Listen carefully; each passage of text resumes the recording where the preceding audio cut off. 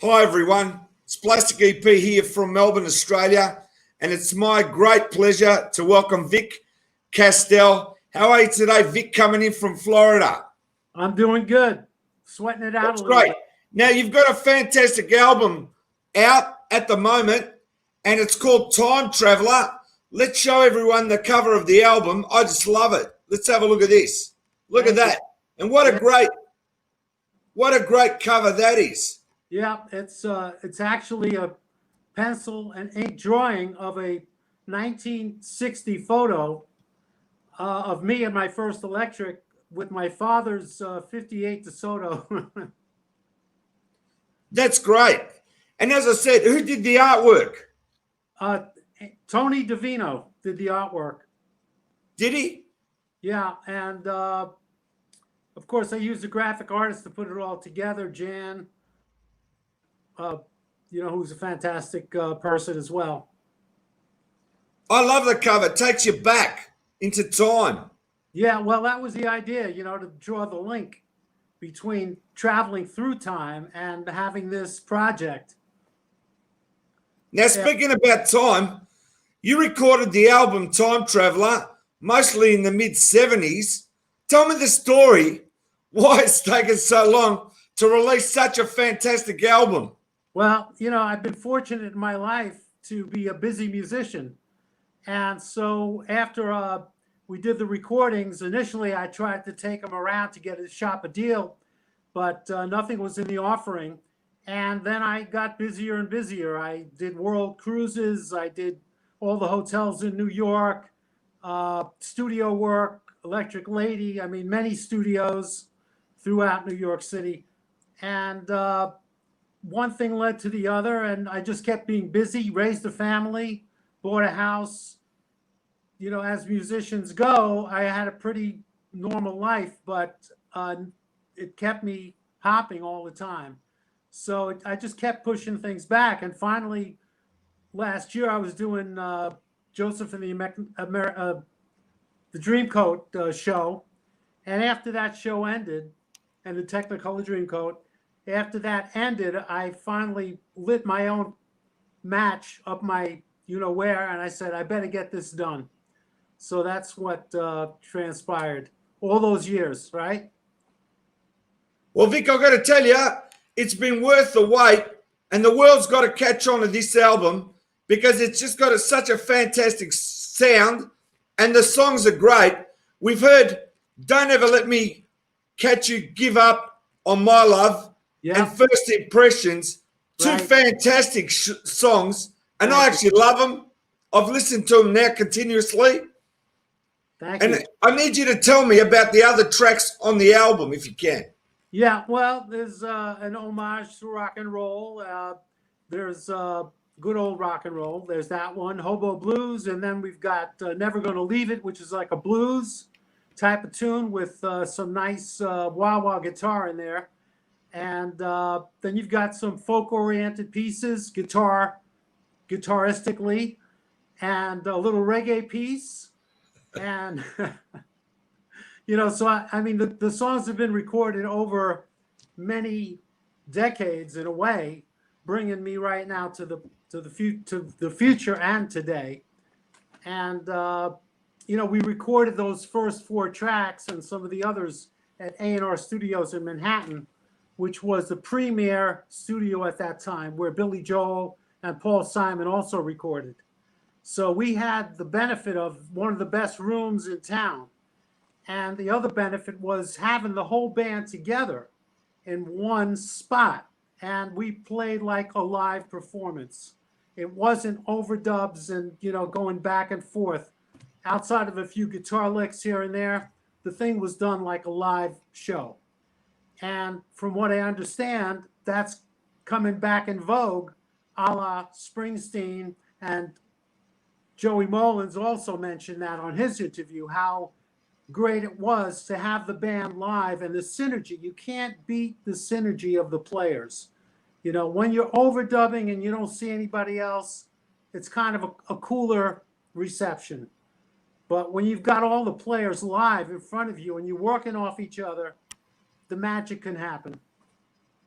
I'm glad you mentioned Billy Joel because all the great artists such as Billy Joel, Debbie Gibson, Joan Jett, and Lou Reed, they Yeah, all come from Long Island, where you're from. So right. tell me a bit about Long Island. Okay, Long Island's about 30 miles from Manhattan. So as you want to buy a house for your family and stuff, it's called the suburbs. And Debbie Gibson actually was in my town, Merrick, Long Island, and my daughter went to high school with her. So I knew her. I met her dancers, and I've been at parties with her. Lou Reed, I met his sister. We became friends, so I got to see his show. And Billy, as a matter of fact, I met a couple of times in different venues. And when I was doing session work in the city, I actually wound up working with his band on one of the sessions with Liberty DeVito, drummer, and Doug, and all the guys, the characters in his band. I've got to say a big hello to Liberty DeVito because he's a friend of mine. I did an interview with him. He's just a fantastic guy, isn't he, Vic? He is. And there's another drummer who's really great, Tony Machine, who played on Buster and the Poindexter's Hot, Hot, Hot. You might remember him. But we worked together on some albums too. And, I do run into the boys every once in a while. Now, I've got to ask you, Vic, how would you describe your songwriting and recording process?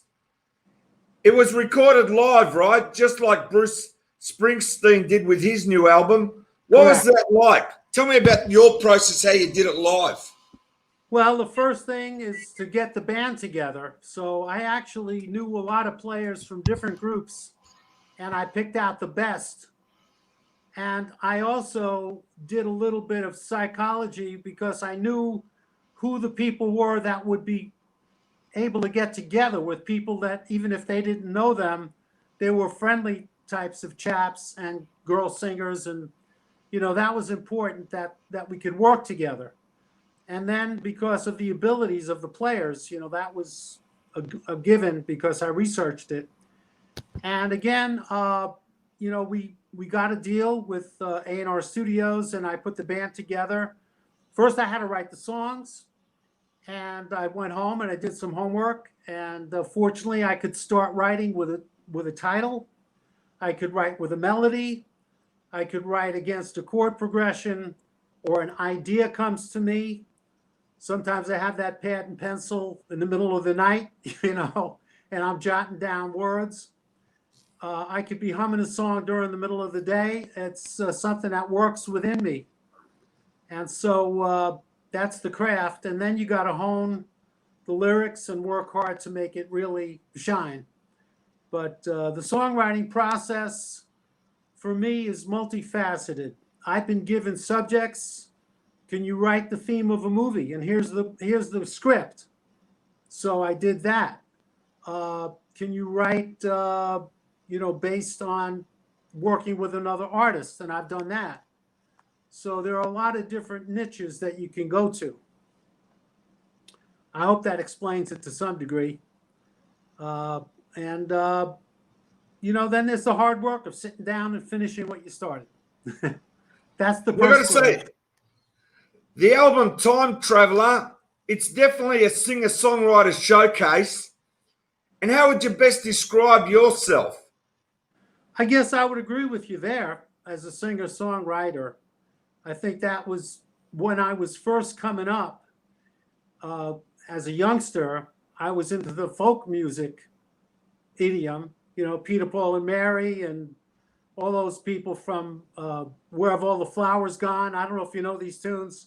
Yeah, San Francisco. You're going to San Francisco? Right. And so, I started playing and singing those things, and then progressed into rock and roll, of course. And so I borrow from a lot of genres. I've played jazz. I played in the studios. You have to play everything, and country or whatever the music is that you're blending to play. So I can draw upon all these experiences, and that helps me as well. You know, I don't kind of limit myself to one concept. I'm definitely into the singer-songwriter, but quality songs. And I love rock too. So it's a cross pollination. What are you listening to on the radio these days? Oh, I'll go A to Z. I'll turn on a classical station for a little bit. Then I'll go to my country station. Then I might listen to a Latin station because Latin music is really something. As a matter of fact, I played with the Latin band for a couple of years, bass, and that's a real challenge. So, you know, and I listen to, I love the Wilburys. I love the Beatles, of course. Yeah, of course. And I always go back to those guys. I mean, they're fantastic. Of course. Of course. How could you not? You can't. You know, what's a favorite song at the moment? What's a favorite of your songs now? Well, of my songs that are on the album you're talking about, I think besides the usuals that you mentioned, Don't Ever Let Me Catch You Giving Up on My Love, First Impressions, but then there's one called Daddy's Getting Lessons, which is, you know, a little minor production, but I think the song could probably be done again with a heavier production. And so that might be my favorite tune of the moment. Fantastic. Now, the album came out on July the 31st. Correct. How's the pandemic affecting promotion? Well, let me tell you, I was playing live 5 and 6 times a week. And then March 13th hit and bang, things just stopped. And, you know, we've been searching for ways to get back, but it's tough out there. And I don't treat it lightly. I think this is really something you have to watch out for. So until they get a fix, a vaccine, or some way of protecting yourself, I guess I'm doing the best I can with you and maybe, you know, YouTube and getting out there, putting myself out. And also I have a PR person in New York who you might know. And he's been very helpful in getting me interviews and putting me out there on blogs and streams and different things like that. So, and I have my website, so I'm out there. And of course, David find me. Salador, one of the gurus of the PR. Yes, he is, definitely. He is. Now, I got to tell you, I know a little bit about a concert you went to see 50 years ago shows. Yeah. And you went with one of my friends, Joey Mulland. He's got a new album coming out as well, and I interviewed him. But you also went with Mickey Dolenz. Correct. Todd Rundgren, Christopher Cross as well. Tell me about that. It was a hoot. That's all I'm going to say. Each member of the band, I mean, Christopher Cross played, it was all Beatles, the White Album, basically a retrospective of the White Album. So they played everything on that album. And, you know, Todd, of course, each player stepped up in his own right to do some of the tunes. I know Chris Cross played Blackbird, and I know they played Birthday and Bungalow Bill, and Todd came out with a big squirt gun and showered the audience, which was interesting. And then Mickey, of course, did a couple of tunes, and his great guitar player, Wayne Avers, was there, and Joey, of course, came up and did the Badfinger. You know, they actually did a couple of Badfinger tunes, as well as the Beatles tunes. So it was a fabulous concert. And I got to hang out with Mickey afterwards backstage, which was lovely. And I saw Todd briefly, and it was one of those magic concerts, you know, where the talent was unbelievable. I'm a big Monkees fan, just so you know. First generation Monkey fans. Yeah. And Mickey's one of the greatest. He is. And he's recording a new album, I believe, now with, he's doing Mike Nesmith songs, I've heard. Right. Yeah. Matter of fact, I bought a Mike Nesmith album early on when the Monkees just came out. And it was one of my favorite LPs. Matter of fact, Your Name EP at the end, is that extended play? Yeah, that's where I get my name from. Very good. And the plastic comes from the material it's made from. Right. Not the vinyl, the plastic. Yeah. And it's actually based on the first two Monkees EPs that were released in Australia in 1967. That's where I got my name from. As a salute to the EPs, the extended plays. Good name. Very. Now, Vic, I've got to ask you, have you got a big CD collection as well as a large record collection at home? Do you like playing vinyl? Yeah, I have an album collection as well as my CDs. So I do have a turntable, and occasionally I'll throw something on. But I find that when I'm traveling a lot, most of my listening is in the car. So I'll bring the CDs with me, or just use the radio. But I have my collection from Santana to Clapton to the Beatles to, Brazilian jazz. I mean, everything that interests me. I've also studied classical guitar as well as jazz guitar. So, there's some fantastic music out there. I like Bob Dylan. Covers all bases. I like that song Like a Rolling Stone. Oh, fantastic. Yeah. Bob is one of the greatest singer-songwriters there ever was. So he's right up there in my mind. I've got a few texts coming in there for you. Look at this. I'll get you to read that. Okay, I write things 40 years ago. I always wanted to record, and like Vic, got around to it this year. Okay, right on. That's a good one. That's a beauty. But now, with the album, I'm telling you, I'm sure the album's going to do big things for you, Vic. And I'm going to show the album cover now, and I want you to tell them all your links and where they can buy this fantastic album and where they can hear it. So here it is. Okay. All right. First of all, you can go to my website by just going to my name, victorkastel.com. Again, victorkastel.com will bring you to the website. And once you get onto the website, you'll see bio, media, different pages. And then it says buy CD. You can go there and contact. And you'll see David Salador's name there, and you can contact him. So I'm reachable through David.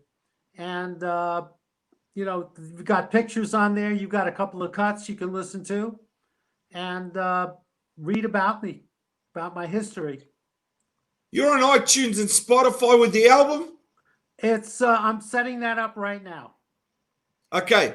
I wish you all the best, Vic, because I got to tell you, I've listened to the songs, and you know what? You got beautiful harmonies going, and your songs seem to lift. I've noticed that your songs actually they go like a scale. They take you somewhere. It's not like a song that's flat. I'll let you play.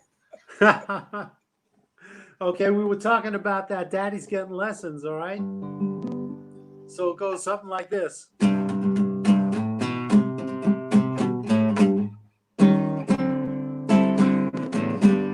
She never told me all about the rain. She never told me about the pain. Baby's gone and left me. Got nothing left to lose. Daddy's getting lessons in the blues. She used to love me, but now she don't care. She found another lover. I found despair. Now my heart is busted. No need to shout the news. Daddy's getting lessons in the blues. Well, I'm walking sad and lonely for my one and only. I've lost my lover, my best friend. Well, I trade all my tomorrow for your love, beg, steal, and borrow. Baby, won't you come back again? One old fine day when all my crying's done, you'll see me walking out in the morning sun. Until that day comes around me, there's not much time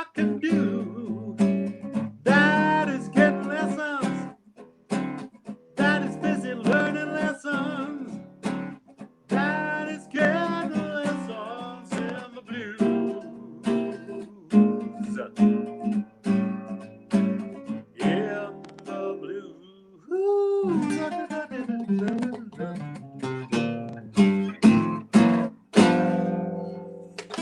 Hey, Vic, I love it. I got to tell you, you resonate coolness, all right? Seriously. Thank You're you. so cool. That's all I can say about you. And everyone out there, don't wait. Get out there and get his album because believe me, it's going to be a big seller. Here it is again. Vic Kastel, Time Traveler. Go out and buy it because you don't know what you're missing out on. When you play it, it takes you to another place, honestly. Thank you. Thanks again, Vic. Thanks for being on. My pleasure. Thank you. Thank you very much. No worries.